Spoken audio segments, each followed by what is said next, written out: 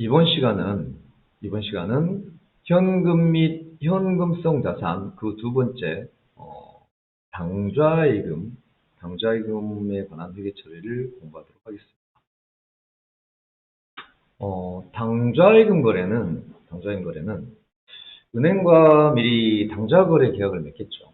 은행과 미리 당좌거래 계약을 맺고 현금 등을 미리 당좌이금하면 은행에서 이제 당좌 수표책과 어음책을 주겠죠. 그래서 당좌이금 하면은 차변의 당좌이금이라는 자산이 증가할 것이고요. 이 당좌이금을 인출하려면 어떻게? 당좌 수표를 발행해서 인출하는 거겠죠. 그래서 당좌이금은 은행과 당좌거래 계약을 맺고 현금 등을 미리 당좌이금하는 거죠. 그리고 필요에 따라서 수표를 발행해서 현금으로 인출할 수 있는 자산 계정인데 당좌이금 하면 차변에 당좌이금이라는 자산이 증가하고 당좌 수표를 발행해서 인출하게 되면 대변의 당좌이금의 자산이 감소하겠죠. 그래서 현금을 당좌이금하다 그러면 차변의 당좌이금 자산이 증가하고 수표를 발행하여 지급하다 그러면 대변의 당좌이금의 자산이 감소하겠습니다. 그래서 현금을 당좌이금하게 되면 일단 대변의 현금이라는 자산이 감소하죠. 그리고 당좌이금 했으니까 차변의 당좌이금 이렇게 하시면 되고요. 상품을 매입하고 수표를 발행해서 지급했습니다. 그래서 상품을 매입했으니까 차변의 상품이라는 자산이 증가하겠죠. 그리고 이 대금을 수표를 발행해 지급했으니까 대변의 당좌이금이라는 자산이 감소하는 거래입니다. 그래서 기억하실 건 당좌이금하다 차변의 당좌이금, 수표를 발행하여 지급하다 대변의 당좌이금. 여기서 말하는 수표는 당좌 수표 발행을 의미합니다. 자기가 수표는 은행에서 발행하는 거거든요. 기업에서 발행하는 수표는 당좌 수표가 되겠죠. 당좌이금하다 차변의 당좌이금, 수표를 발행하여 지급하다 대변의 당좌이금. 이렇게 얘기하시면 되는데요. 저번 시간에도 말씀드렸지만 수표는 뭐예요? 수표는 그냥 현금이다 이렇게 생각하시면 되겠습니다. 수표는 현금으로 처리하는데 당점 발행 수표만 당좌이금으로 회계 처리한다. 이렇게 얘기하시면 되겠습니다. 예제 4번을 한번 풀어보도록 하겠습니다. 미래상점에서 상품 75만 원을 매입하고 상품을 매입하다 차변 상품이죠.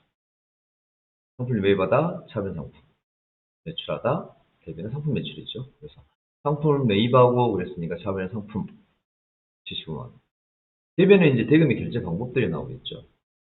근데 75만 원 중, 즉 대금 중 그만은 75만 원 중 그만이죠. 대금 중 45만 원은 동전 발행 수표로 지급했어요. 동전 발행 수표 뭘로 지급하셔야 돼요? 현금. 그래서 45만 원은 대변 현금으로 지급된 것이고요. 잔액 30만 원은 당점 발행 수표로 지급했어요. 당점이 수표를 발행 지급한 거죠. 그래서 대변의 당좌이금 이렇게 회계 처리하시고. 그래서 수표는 현금 처리하는데 당점 발행 수표만 당좌이금 처리한다. 이걸 기억하시면 되겠습니다. 2번은 대명상점의 상품을 매출하고 상품 매출하다 대명 상품 매출이죠. 그럼 대금을 일셔야 되는데 35만 원은 당점 발행 수표를 받았어요. 이게 동전 발행 수표라면 현금이겠죠. 근데 예전에 당점이 발행했던 수표, 즉 대면에 당좌이금 회계 처리해놨겠죠. 근데 그게 인출되지 않고 다시 내게 회수된 거죠. 그래서 대금용 35만 원 당점 발행 수표를 받았으니까 차변에 당좌이금. 잔액은 동전 발행 수표를 받았죠. 동전 발행 수표는 현금으로 처리하셔야죠. 그리고 3번은 수표를 발행해서 현금으로 인출했다고 그랬어요. 수표를 발행하게 되면 대변의 당좌이금이라는 자산이 감소하고 이걸 현금으로 인출해왔으니까 차변의 현금이라는 자산이 증가하는 거래가 되겠습니다. 다음은 당좌 차월에 대해서 말씀드리도록 하겠습니다. 당좌 차월은 당좌이금 잔액을 초과해서 수표를 발행하는 걸 당좌 차월이라고 얘기를 합니다. 당좌 수표의 발행은 당좌이금 잔액 한도액 내에서 가능한데 미리 은행과 당좌 차월 계약을 맺고 토지, 건물 등을 담보로 제공을 합니다. 그리고 당좌 차월 계약을 맺는 거죠. 그리고 당좌 차월 한도액을 정하고 그 당좌이금 잔액을 초과해서 수표를 발행할 수 있는데 그 초과액을 우리는 당좌 차월이라고 얘기를 하고 당좌 차월은 단기 차입금으로 분기를 하시면 되겠습니다. 그래서 수표의 추가 발행을 당좌 차월이라고 한다라고 정리하시면 되겠습니다. 그래서 현금을 당좌예금했을 때 사변의 당좌예금 25만 원이 증가하죠. 그리고 상품을 매입하고 수표를 발행했습니다. 그런데 예금 잔액은 25만 원인데 40만 원을 수표를 발행했어요. 그래서 대변에 수표를 발행하여 지급하였으니까 당좌예금인데 당좌예금 잔액이 25만 원밖에 없으니까 대변의 당좌예금은 25만 원. 그러면 15만 원만큼은 수표를 초과해서 발행했죠. 이 수표의 초과 발행, 수표의 초과 발행액 15만 원을 당좌 차월이라 하고 그 금액을 단기 차입금으로 분기하시면 됩니다. 그리고 현금 20만 원을 당좌예금했는데요. 현금을 당좌예금하니까 대변의 현금이라는 자산이 감소했죠. 그리고 당좌예금했는데 당좌예금 하려고 보니 당좌 차월, 즉 마이너스 15만 원이 통장에 기록되어 있는 거죠. 그래서 이 단기 차입금부터 먼저 상환을 하고 그리고 나머지 5만 원이 당좌예금이 되겠습니다. 그래서 당좌 차월이 있는 경우에는 당좌 차월부터 먼저 상환을 하고 나머지 금액이 당좌예금이 되겠습니다. 16번을 보시면 16페이지 예제 5번을 보시면 다음 거래를 분기하시오 그랬는데요. 미래 상점에서 상품 50만 원을 매입하고 상품을 매입하고 그랬으니까 차별의 상품이라는 자산의 증가죠. 그리고 대금은 수표를 발행 지급했습니다. 수표를 발행 지급했으니까 대금의 당좌예금 50만 원을 하려고 보니까 당좌예금 잔액이 35만 원밖에 없죠. 그래서 수표를 발행할 수 있는 금액도 35만 원. 그러면 15만 원만큼 수표를 초과해서 발행했는데 이 수표의 초과 발행을 당좌 차월이라 하고 단기 차입금 15만 원으로 분기하시면 되겠습니다. 그 다음에 2번 보시면 경북상점에 상품 65만 원을 매출했습니다. 상품을 매출하다 대비된 상품 매출 65만 원. 대금은 동전 반응 수표를 받았으면 현금인데 이 동전 반응 수표를 받아서 즉시 당좌예금을 했습니다. 당좌예금 했으니까 차변에 당좌예금 65만 원 하려고 보니까 당좌 차월, 즉 단기 차입금이 50만 원이 있죠. 즉 통장이 마이너스 50만 원 찍혀 있는 겁니다. 그래서 이 단기 차입금부터 먼저 상환하고 나머지 15만 원이 당좌예금이 되겠습니다. 다음은 은행 예금 중에서 요구불 예금에 대해서 말씀드리겠습니다. 당좌예금이나 보통예금, 저축예금 이러한 예금들은 만기가 정해져 있지 않고 수시로 입출금이 가능한 예금입니다. 그래서 이렇게 수시로 입출금이 가능한 예금을 우리가 요구불 예금이라고 하고요.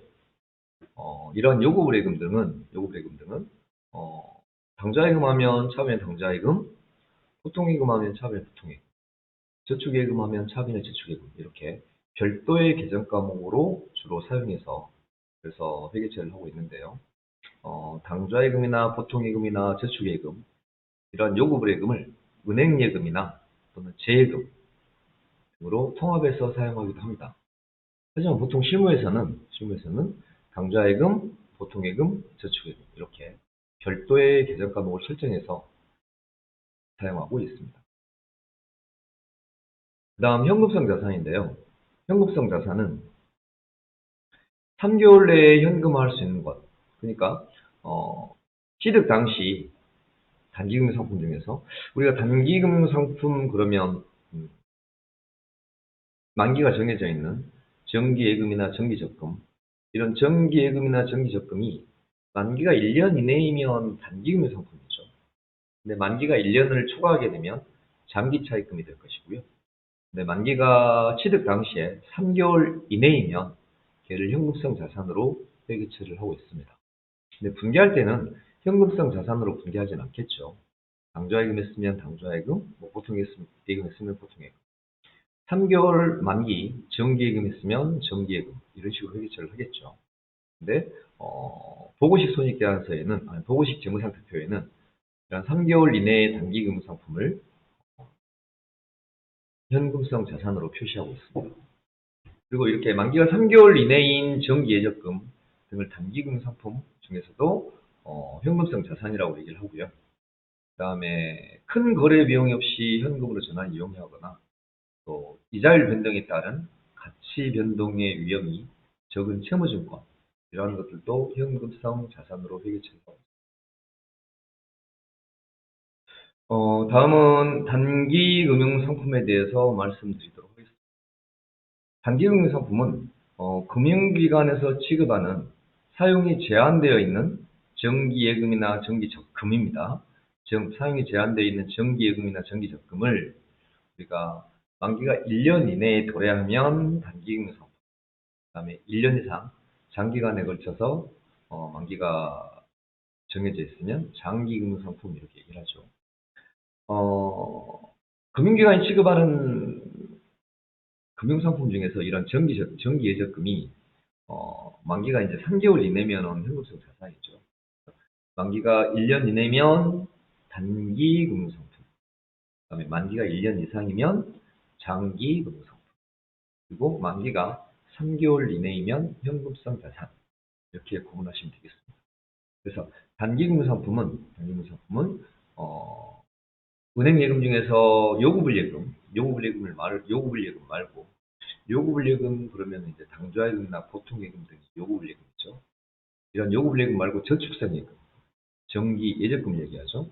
정기예금이나 정기적금 같은 정기예적금, 그다음에 사용이 제한되어 있는 감채기금, 그다음에 금융상품들 이런 것들이 만기가 1년 이내면 단기금융상품으로 회계처리를 하겠습니다.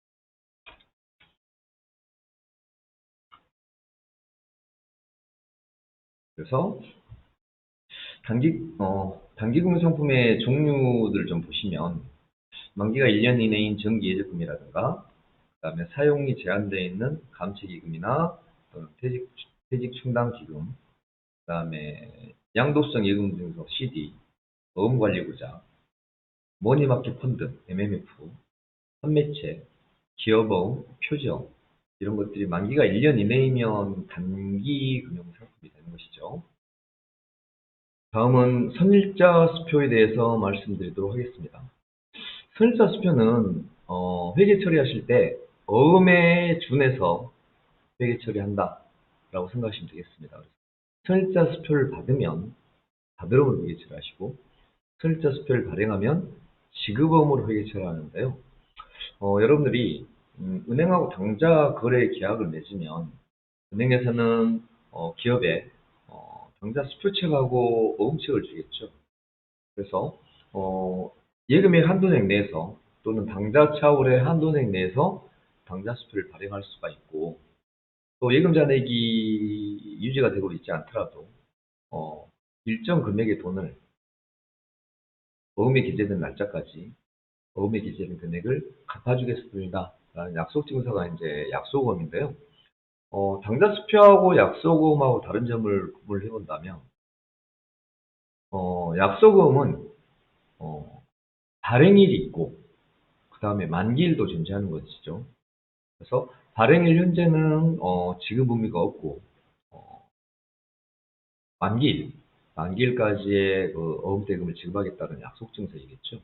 근데 당좌 수표는 발행일은 있고 만기일이 없죠. 만기일이 없는데 이 선일사 수표는 당좌 수표인데 이 발행일을 발행한 오늘 날짜로 기재하는 게 아니고 미래의 날짜로 수표를 발행하는 거죠. 그래서 미래의 날짜로 수표를 발행하기 때문에 그 지급할 날짜, 미래의 날짜가 약속음으로 얘기하면 만기일이 되겠죠. 그래서 선일사 수표는 발행일을 실제 발행일로 기재하지 않고 일정 기간이 지난 다음에 수표에 대한 지급의 청구를 하는 조건인 거죠. 그래서 그렇게 발행하는 수표가 선일사 수표인데요. 법적으로는 효력이 없지만 상반행상 지금 유지되고 있다는 것이죠. 그래서 선일자 수표에 관한 회계 처리는 어음에 대한 회계 처리에 준하면 되겠습니다.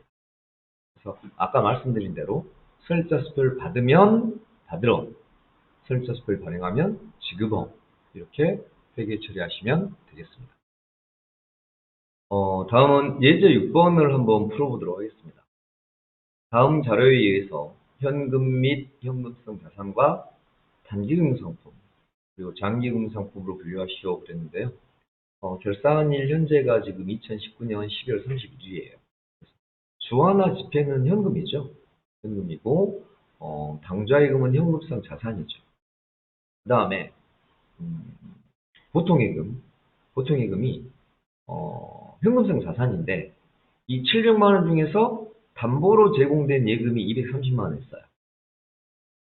이 담보로 제공된 230만 원은 사용이 제한되어 있고 그 만기가 내년 11월 12일이니까 1년 이내이죠.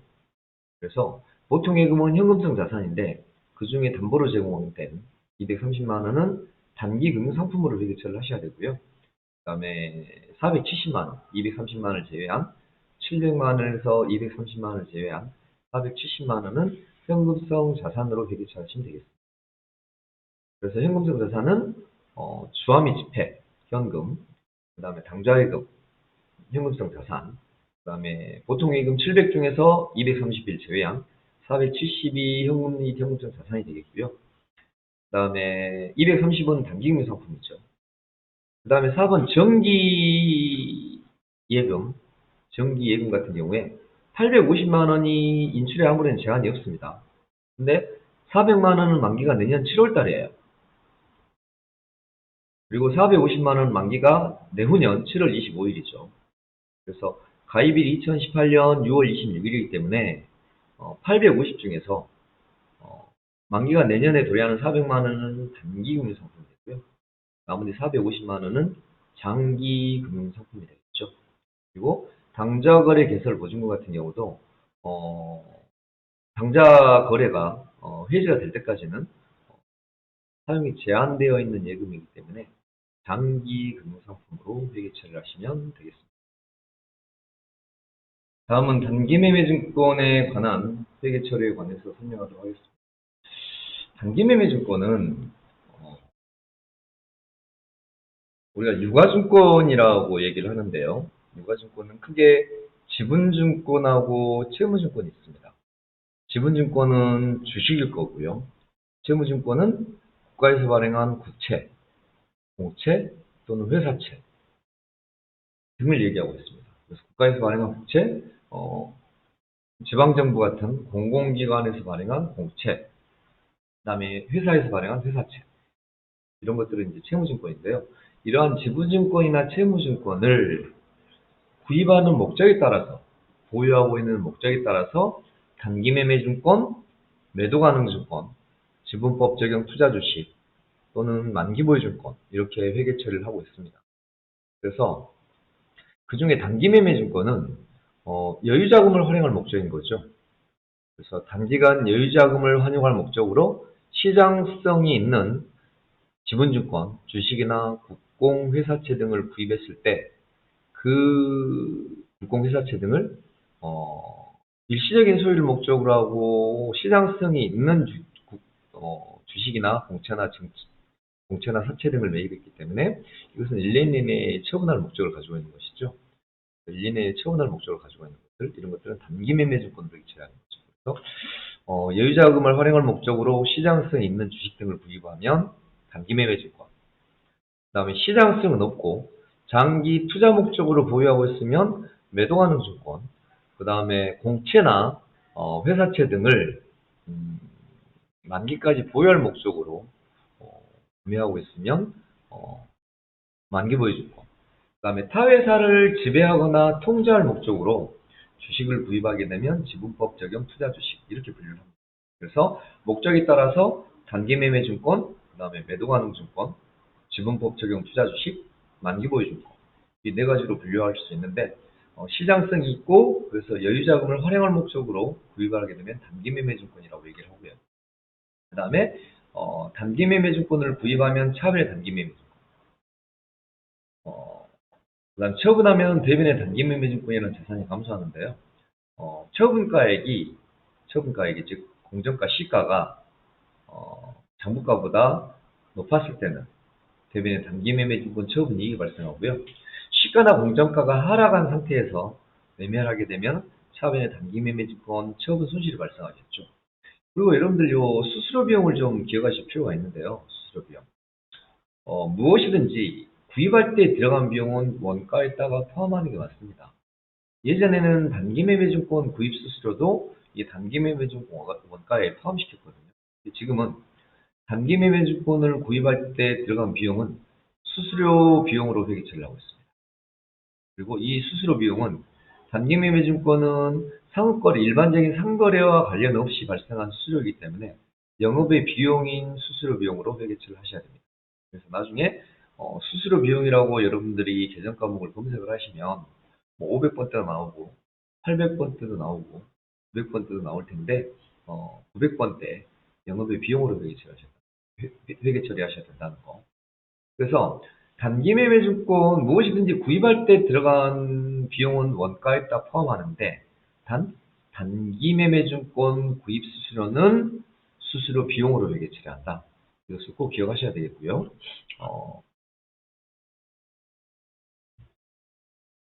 그 다음에 처분 시 수수료가 들어갈 수가 있거든요.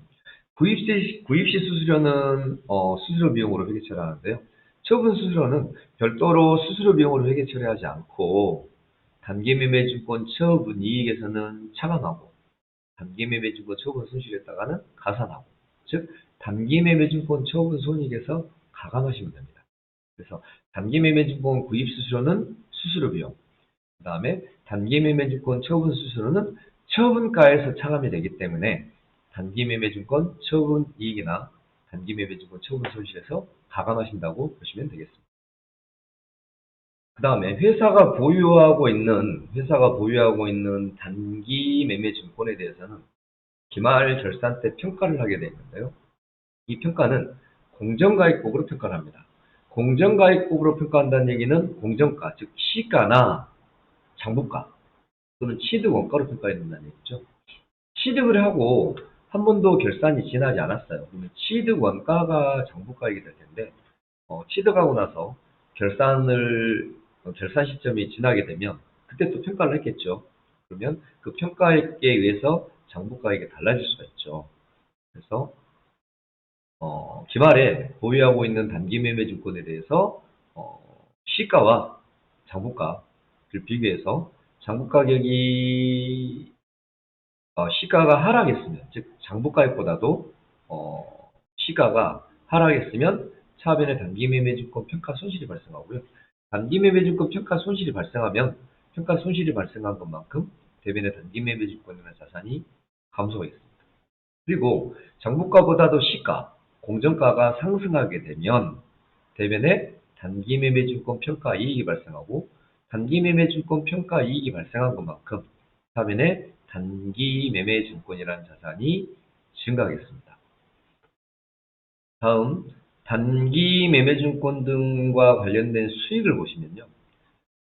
공채나 사채 등을 보유하고 있으면 내가 투자자이니까 이자를 받을 수가 있는데요. 이때 이자를 받을 때 받는 게 이제 공사채 만기 이자표입니다. 그리고 내가 주식을 보유하고 있으면 주주잖아요. 그래서 주주로서 배당금을 받을 수가 있는데 이때 받는 게 배당금 영수증이에요. 그래서 공사채 만기 이자표나 배당금 영수증이나 모두 현금성 자산이죠. 현금성 자산. 현금성 자산이기 때문에 공사채 만기 이자표나 배당금 영수증을 받았을 때는 차변에 현금으로 회계처리를 하시면 되고, 공사채 만기 이자표는 공채나 사채 등에 대해서 이자를 받는 거니까 대변에 이자 수익 회계처리를 하시면 되겠고요. 그 다음에 소유하고 있는 주식에 대해서 배당금을 받으면 대변에 배당금 수익으로 회계처리 하시면 되겠습니다. 예제 7번을 보시면 단기 시세 차익을 목적으로 미대 상사의 주식 1000주, 액면가가 100원인데 액면가는 주식에 찍혀있는 금액이죠. 우리가 1000원짜리에는 1000원 찍혀있고 만원짜리에는 만원 찍혀있듯이 주식에 찍혀있는 액면 금액입니다. 근데 이 액면 금액은 지금 현재 시점에서는 중요한 게 아니죠. 중요한 게 아니고 내가 얼마에 구입했고 얼마에 구입했는데 얼마에 처분했는가, 이게 중요하겠죠. 그래서 단기 시세 차익을 목적으로 1000주를 13만원에 구입했으니까 차변의 단기매매증권이라는 자산이 13만원 증가하겠죠. 그리고 수수료와 함께 수표를 발급했어요. 이건 단기매매증권 구입 수수료잖아요. 이 단기매매증권 구입 수수료는 별도로 수수료 비용으로 회계 처리하시라고 했죠. 그리고 이 수수료와 함께 수표를 발행 지급했으니까 대변의 당좌익이라는 자산이 감소하겠습니다. 그래서 일반적으로 구입 시 재비용은 원가에 가산하지만 단기매매증권 구입 수수료는 수수료 비용으로 회계 처리하셔야 됩니다. 다음 두 번째, 1000주 중에서 400주를 140원에 매각했어요. 그리고 현금 받았습니다. 그럼 차비를 받은 현금은 400주 곱하기 140원. 그러니까 현금으로 받은 거 56,000원이겠죠. 그리고 단기매매증권을 처분했으니까 대변의 단기매매증권인데 이 대변의 단기매매증권은 취득 원가로 가야 되겠죠. 그래서 취득 원가가 400주 곱하기 130원이죠. 130원에 취득. 400주 곱하기 130원 하니까 대변의 단기매매증권은 52,000원 감소하는 거고요. 52,000원짜리를 56,000원에 처분했기 때문에 대변의 단기매매증권 처분이익이 4,000원 발생하겠죠. 그 다음에 3번을 보시면 천주 중에서 400주를 매각하고 이제 600주가 남아있는데 이 600주를 160원을 평가했어요.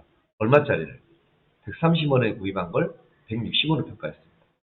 그럼 30원만큼 평가 이익이 발생했는데 한 주당 600주를 보유하고 있으니까 18,000원의 평가 이익이 발생한 거죠.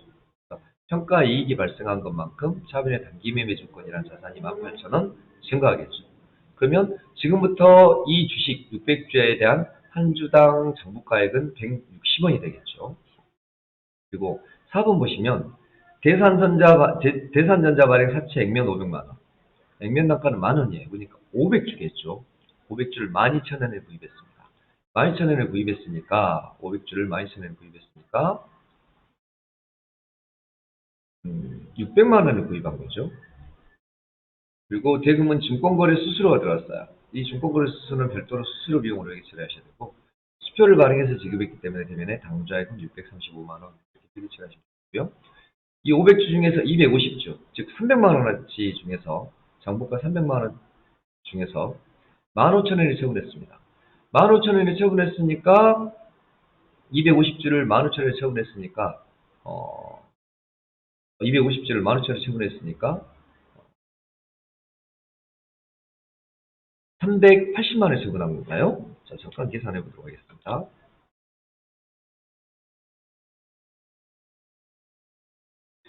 250주를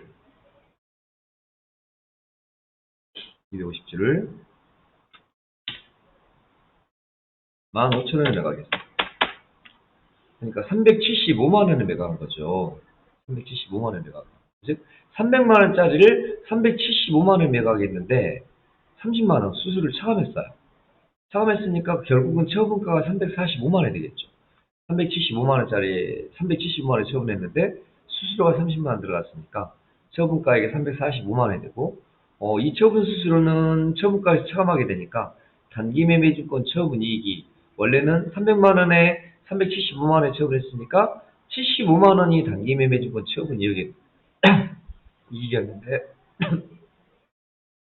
처분이익이 75만 원이었는데 이 처분 수수료 30만 원을 제외하고 나니까 처분이익이 45만 원이 되죠. 그래서 300만 원짜리 단기매매증권을 375만 원에 처분했지만 수수료를 제외하고 내가 받은 가격은 345만 원이기 때문에 처분 수수료는 처분가에서 차감을 해서 처분이익은 45만 원이 되겠습니다. 그리고 예제 8번 보시면 손익계산서에 보고될 단기매매증권 평가이익 갑사의 단기매매증권은 40만 원인데 65만 원 평가했으니까 25만 원의 평가이익이 발생하고요. 매도가능주권에 대해서 물어보지 않았죠. 그 다음에 을사의 단기매매증권 40만 원짜리를 42만 원 평가했으니까 2만 원의 평가이익이 발생했죠. 그래서 단기매매증권 평가이익은 갑사 거 40에 65 해서 20만 원.